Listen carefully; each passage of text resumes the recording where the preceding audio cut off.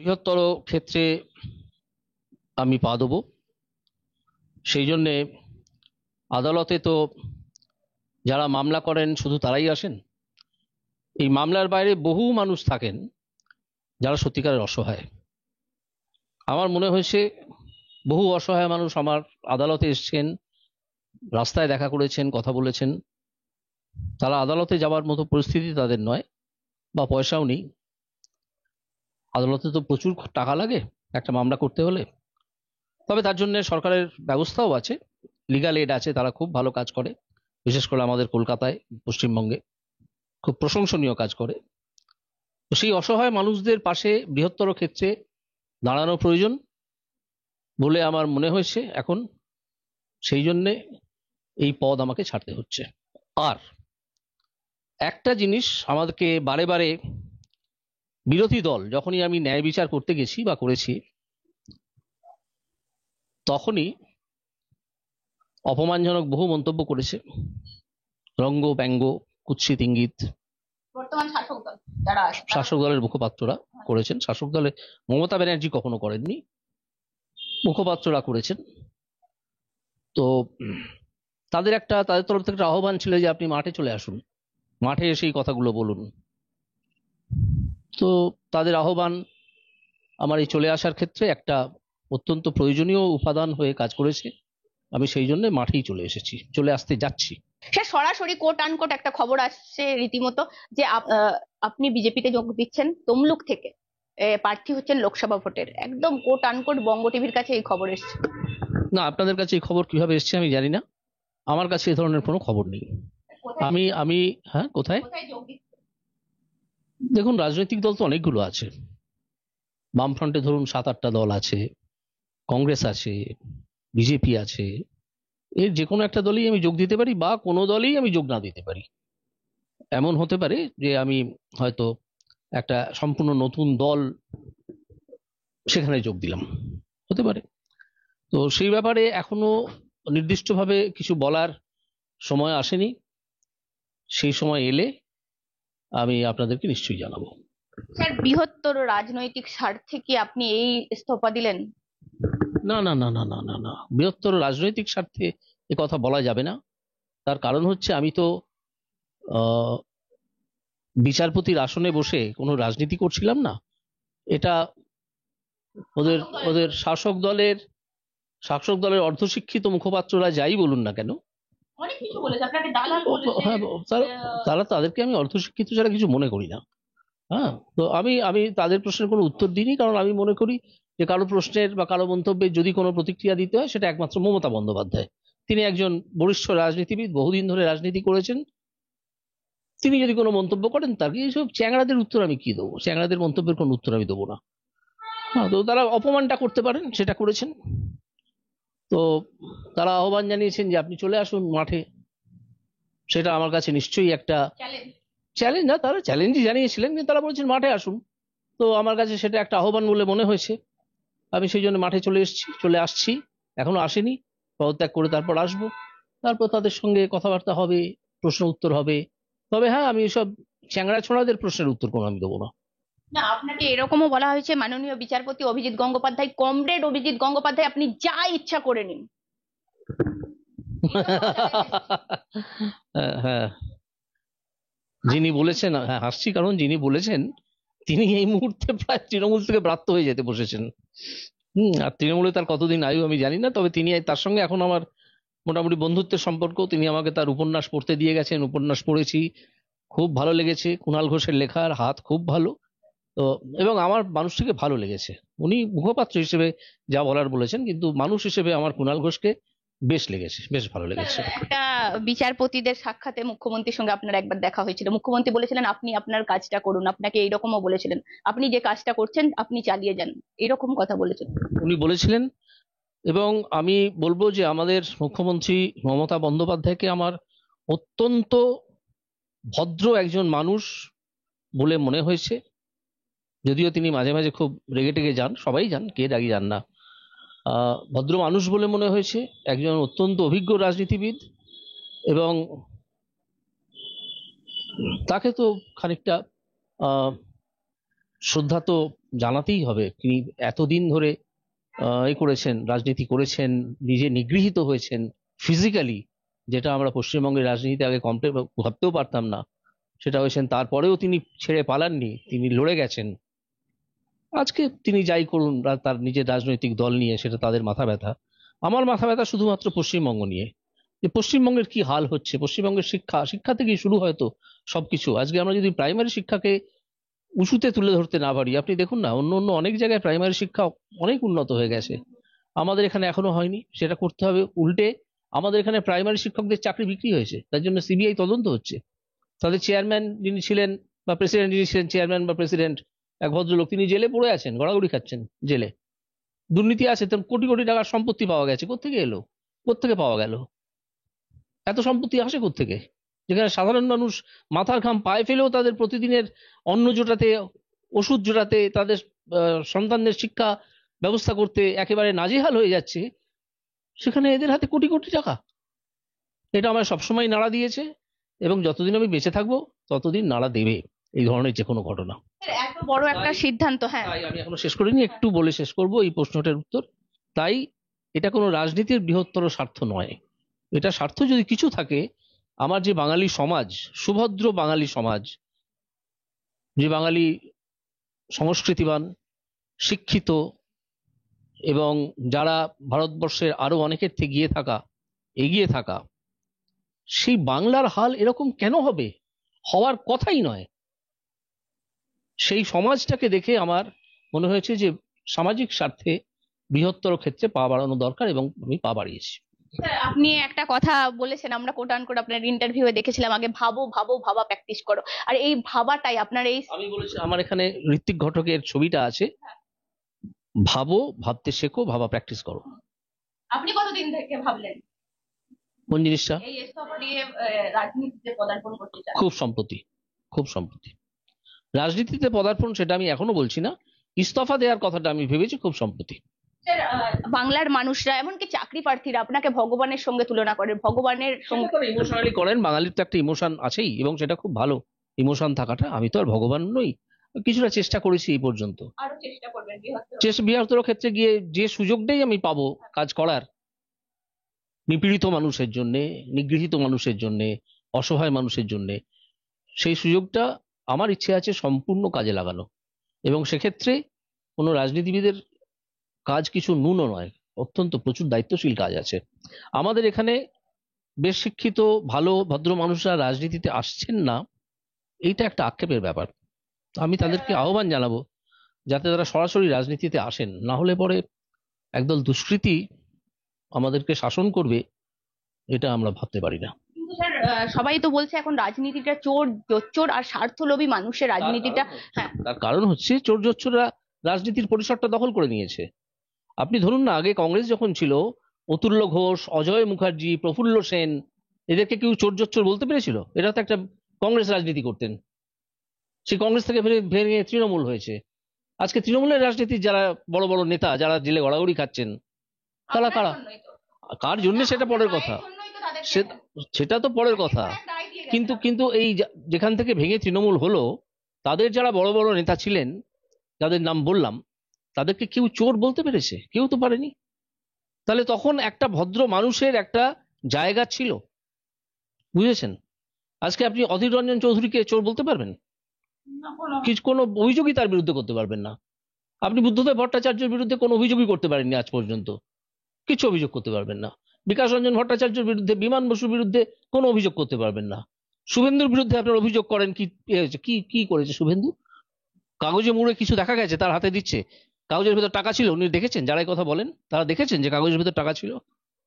আর পার্থ চ্যাটার্জির বাড়িতে কি পেলো? পার্থ চ্যাটার্জির বান্ধবীর বাড়িতে কি পাওয়া গেল? কোটি কোটি টাকা। বান্ধবী বললো যে আমার টাকা নয়, পার্থ চ্যাটার্জি রেখে যাওয়া টাকা। সেটা শুভেন্দু অধিকারীকে কিন্তু কোট আনকোট চোরের জ্যাঠামশাই বলেছে মুখ্যমন্ত্রী। যা খুশি বলতে পারেন, কি চুরি করেছেন তিনি? মুখ্যমন্ত্রী কি করলেন এতদিন ধরে? শুভেন্দু তো আজ দল ছাড়েননি, শুভেন্দু অনেকদিন দল ছেড়েছেন। তো দেখা যাচ্ছে এই অভিযোগগুলোই শুধু করা যাচ্ছে, ওনারা কিছু প্রমাণ করার চেষ্টাই করছেন না। প্রমাণ করার চেষ্টা করলে হয়তো নিজের আবার ধরা পড়ে যাবেন।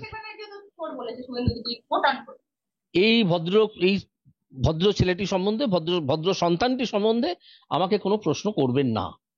আমি তার নামও উচ্চারণ করতে চাই না। কেন স্যার?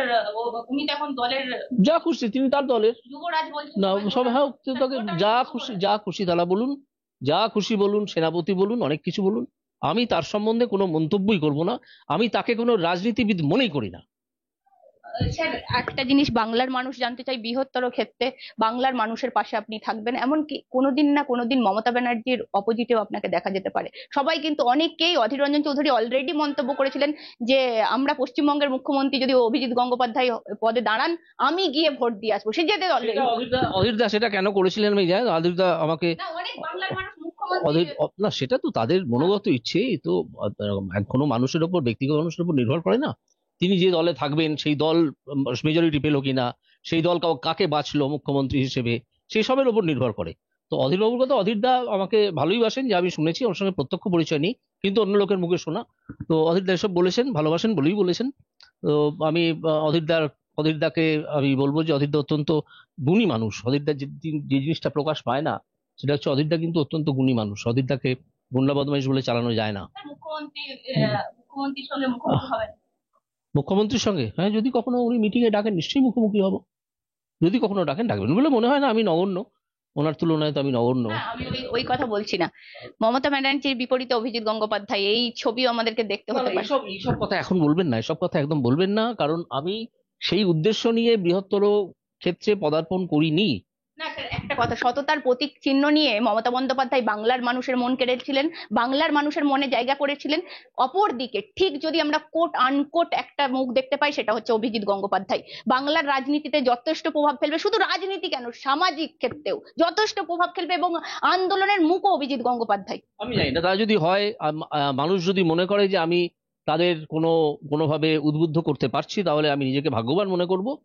আহ, আর এখানে সৎ রাজনীতিক অনেক আছেন, অনেক আছেন।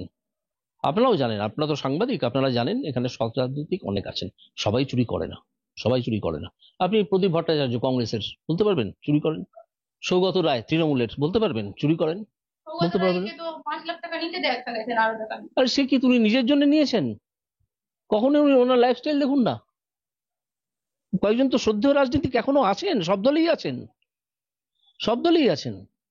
কোট আনকোট এই কত বছর ধরে যেভাবে চোর চোর শোনা যাচ্ছে, একে অপরকে চোর কটাক্ষ করছে, রাজনীতিটা কিন্তু শুনুন অনেক নিচে। শুনুন, হ্যাঁ, যখন যখন শিক্ষাক্ষেত্রে বিরাট দুর্নীতি উদ্ঘাটিত হলো, তখন দেখা গেল যে চাকরি চুরি করে অন্যকে দিয়ে দেওয়া হয়েছে, যাদের পাওয়ার কথা তাদেরকে দেওয়া হয়নি। আজও সেই নিয়ে মামলা চলছে, মামলাটা চলুক, মামলা শেষ কোথায় হয় আমিও তার জন্য অপেক্ষা করব, আরো 5 জন অপেক্ষা করবেন। সবাই অপেক্ষা কিন্তু করছে। কিন্তু সেখানে তো প্রাথমিকভাবে আমি যা দেখেছিলাম তাতে চুরি দেখেছিলাম। তা না হলে পরেশ অধিকারীর মেয়ে কিভাবে চাকরি পায়? এরকম আরো কতজন আছে, সেগুলো খুঁজে বার করলেই পাওয়া যাবে, খুঁজে খুঁজে বার করা হবে বলে আমি আশা করি। কোট আনকোট চাকরিকে একটা মানে চাকরি চুরি আমরা এর আগে ভাবিনি, মানে এর আগে কেউই ভাবেনি, কেউই ভাবেনি। কে ভেবেছিল এইভাবে যে চাকরি চুরি করা যায়? এটা তো একটা মানে ডক্টরেটের থিসিসের মতো। স্যার, আইনজীবী থেকে বিচারপতি, বিচারপতি থেকে একদম ইস্তফা দিয়ে নতুন নতুন একটা জীবন শুরু। ইস্তফা আমি এখনো দিইনি, ইস্তফা আমি মঙ্গলবার দেবো। নতুন একটা জীবনে যাবো, তাতে কি হয়েছে? আমি তো চাকরি ছেড়ে একেবারে শূন্য অবস্থায় ওকালতি শুরু করেছিলাম। আমার সঙ্গী ছিল মাত্র কয়েকজন বন্ধু, তারা মাত্র। এখনো আছে? হ্যাঁ, তারা এখনো আছেন। তাদের মধ্যে একজন, দুজন, আজকে 3 জন আজকে বিচারপতি, একজন আজকে অ্যাডভোকেট জেনারেল, আমার ক্লাসমেট। তারা আমাকে সেই সময় অত্যন্ত সাহায্য করেছেন, অত্যন্ত। তাদের পথপ্রদর্শন ছাড়া আমার পক্ষে ওকালতি করাও সম্ভব ছিল না, বুঝেছেন? স্যার, একদম শূন্য হাতে একদম আইনজীবী হওয়া, আইনজীবীর পর বিচারপতি।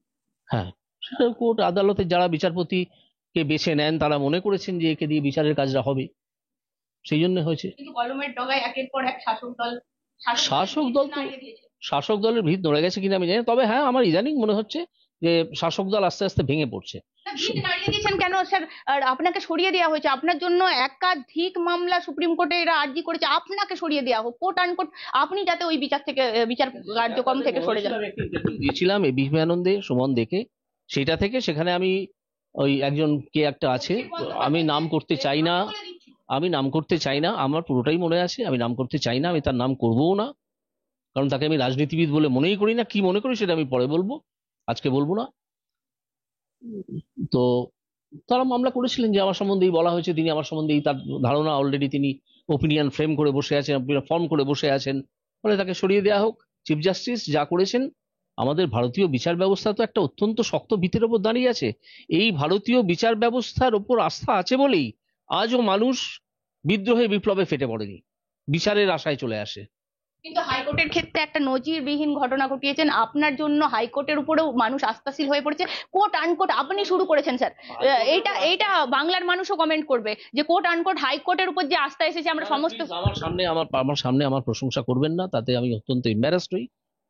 আমি যেটুকু পেরেছি করেছি। আমার অন্যান্য অনেক সহ বিচারপতিরা আছেন, তারাও যথেষ্ট, আমার চেয়ে অনেক দক্ষ বিচারপতি আছেন, তারাও চেষ্টা করছেন নিজের মতো করে। আমি আমার পদ্ধতিতে চলেছি, তারা তার পদ্ধতিতে চলেছেন। এবং ভারতবর্ষের স্বাধীন বিচার ব্যবস্থা এত জোরদার যে আমি এত ধরনের কথা বলেছি, রায় দিয়েছি, অর্ডার দিয়েছি, পর্যবেক্ষণ রেখেছি। আমাকে আজ পর্যন্ত কেউ, একটা লোকও, সে তৃণমূল কংগ্রেসের হোক, সিপিএম এর হোক, বা বিচারপতিদের মধ্য থেকে কেউ হোক, আমাকে ব্যক্তিগতভাবে কেউ একটা প্রশ্ন করেননি, কোনোভাবে প্রভাবিত করার চেষ্টা করেননি। কারণ তারা জানেন যে আমি যাই বলি না কেন, একজন জজ হিসেবে সেটা ডিভিশন বেঞ্চে যাবে, ডিভিশন বেঞ্চ নির্ধারণ করবে আমি ঠিক বলেছি না ভুল বলেছি। সেই নির্ধারণ ডিভিশন বেঞ্চ করেছে। অধিকাংশ মামলাতেই আমার রায় সাস্টেইন হয়েছে। তারপর সুপ্রিম কোর্টে গেছে, সুপ্রিম কোর্ট একসঙ্গে 19টা মামলা, একটাও তো খারিজ করেনি, আবার কলকাতা হাইকোর্টে ফেরত দিয়েছে। সেটা জাস্টিস দেবাংশু বসাকের বেঞ্চে এখন হচ্ছে। তো যারা বলছেন যে আমি আইন না মেনে দিয়েছি, তারা তো দেখেই নিন না কি হয়েছে। তো কটাক্ষ করতেই পারে। দেখুন, মানুষ মুখ আছে, তার বাক স্বাধীনতা আছে, তিনি তো বলবেনই, তাতে আমারই রাগ করলে তো চলবে না। তাদেরকে বলতে দিতে হবে, মানুষ চিনে নেবে তাদের আসল স্বরূপ। স্যার আর একটা কথা আমি একদম বাংলার মানুষের উদ্দেশ্যে, অভিজিৎ গঙ্গোপাধ্যায় কোট আনকোট বঙ্গ টিভির মাধ্যমে কি বার্তা দিতে চান? আমি এই বার্তা দিতে চাই যে বাংলাকে কিভাবে অন্ধকারের কবল থেকে তুলে আনা যায় সেটা ভাবুন, এবং রাজনীতিতে আগ্রহী হন। না হলে রাজনীতি চোর জোচ্চোরদের দখলে চলে যাবে। যত বড় রাজনীতিবিদই তার মাথায় থাকুন না কেন, চোর জোচ্চোররাই সব নিয়ন্ত্রণ করতে থাকবে। আশা করি আমার বার্তাটা আপনারা বুঝতে পেরেছেন, এবং আমি আশা করব যে আপনারা এইটুকু গুরুত্ব অন্তত এই বার্তাকে, এই বক্তব্যকে আপনারা দেবেন। স্যার মাঠে নামবেন, লড়াই অনেকটা মাঠে নামবেন, কোট আনকোট আপনি মাঠে নামবেন বলছেন, যে রাজনৈতিক দলের হয়ে নামেন, কিন্তু লড়াইটা অনেকটা কঠিন এই মুহূর্তে দাঁড়িয়ে শাসক দলের সাথে, যেভাবে দেখা যাচ্ছে যে দলগুলো এখন আছে। আপনি কোট আনকোট তৃণমূল কংগ্রেসে যাচ্ছেন না, এইটুকু কথা তো বলতেই পারেন।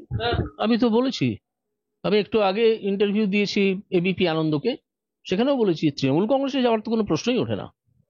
যদিও মমতা ব্যানার্জিকে আমি শ্রদ্ধাই করি একজন অভিজ্ঞ রাজনীতিবিদ হিসেবে, তৃণমূল কংগ্রেসে যাওয়ার প্রশ্ন ওঠে না। বারবার মমতা বন্দ্যোপাধ্যায়কে শ্রদ্ধা করেন বলছেন, কিন্তু কারণ তিনি না, নিজে নিগৃহীত হয়ে লড়াইয়ের ময়দান ছেড়ে কংগ্রেসের সব নেতা পালিয়ে গিয়েছিলেন।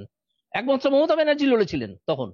যে রাজনীতি করুন তিনি, যার বিরুদ্ধেই লড়ুন, বিরোধী লড়াইটা তো জারি রেখেছিলেন। সততার প্রতীক নিয়ে এসে যেভাবে তার দলের নেতা নেত্রীরা যেভাবে চুরির পর্যায়ে, চৌর্যবৃত্তির পর্যায়ে যে অংশগুলোকে দেখিয়েছিলেন, তো সেক্ষেত্রে তিনি কিছুই জানতেন না, কিছুই করেননি, তিনি এখনো সতই আছেন, সততার প্রতীক হিসেবেই আছেন। সেটা তো বাংলার মানুষ মেনে নিতে পারছে না, বা রাজনৈতিক বাংলার মানুষ কেন, এটা আমরাও আমরাও অনেকে মেনে নিতে পারি না। উনি কিছুই জানেন না, এটা হয় না। উনি জানতেন, বাধা দিতে পারেননি বা বাধা দেননি কোনো কারণে, কোনো কারণ ছিল নিশ্চয়ই। সে কারণে হয়তো উনি কখনো বলবেন, নিজের মুখেই হয়তো বলবেন যে আমি পারিনি বাধা দিতে। আর একটা কথা, একদম মানে আপনার মঙ্গলবার দিন পথ শেষ হবে, অনেক সোমবার দিন আমার শেষ কাজ বিচারপতি হিসেবে। মঙ্গলবার একদম প্রথম দিকে সকাল 10:30, 10টা 10:30-এর মধ্যে আমি আমার পদত্যাগপত্র রাষ্ট্রপতিকে পাঠিয়ে দেবো। হাইকোর্টের সঙ্গে যে সম্পর্কে না, কষ্ট হবে কেন? কষ্ট হবে না, এর সঙ্গে কোনো ইমোশনাল রিলেশনশিপ কিছু নেই, কাজের রিলেশনশিপ। আর এই যে চাকরি প্রার্থী বা সাধারণ মানুষ যারা একটা কোর্টের দরজাকে অভিজিৎ গঙ্গোপাধ্যায় হিসেবে বলতেন যে অভিজিৎ গঙ্গোপাধ্যায় আছেন, আমরা একটা এখন অন্যান্য অনেক জজ আছেন, অনেক বিচারপতি আছেন, হারাতে মানা করবেন?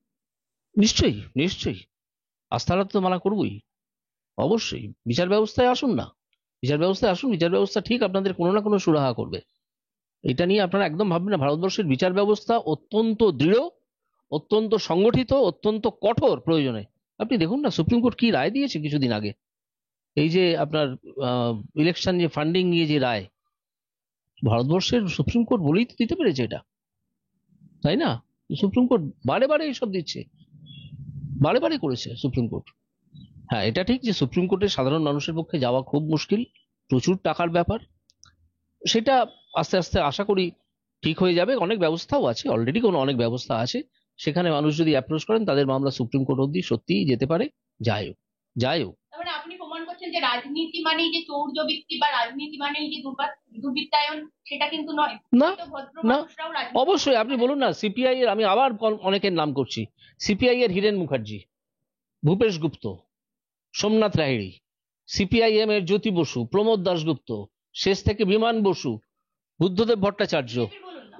হ্যাঁ, বিজেপি বিজেপির অনেকেই আছেন। আপনি আপনি বিজেপি গত তো 10 বছর বিজেপি তো ক্ষমতায়, একটা একটা দুর্নীতির অভিযোগ আনতে পেরেছেন বিজেপির বিরুদ্ধে? একটা দুর্নীতির অভিযোগ আনতে পারেননি। উল্টে বিজেপির প্লাস পয়েন্ট হচ্ছে বিজেপি তার ইলেকশন ম্যানিফেস্টোতে যা যা বলেছিল সেগুলো করে দেখাচ্ছে আস্তে আস্তে। তার প্রতি আমার সমর্থন আছে, সেই কাজের প্রতি, কারণ তারা যা বলেছিল তারা সেটা করতে পারে, সেটা তারা দেখাচ্ছে। এটা ভারতবর্ষে চট করে হয় না, যা বলা হয় সেটা ওই কাগজে কলমেই থেকে যায়, হাতে কলমে করে দেখানো সেটা বিজেপি দেখাচ্ছে করে। আপনি বিজেপিতে যাচ্ছেন আগামী 48 ঘন্টার মধ্যে? আমি এরকম কোনো মন্তব্য করছি না, কারণ আমি এর সম্বন্ধে কোনো সিদ্ধান্ত এখনো নিইনি। নিলে জানাবেন আমাদের। নিশ্চয়ই, নিলে তো নিশ্চয়ই।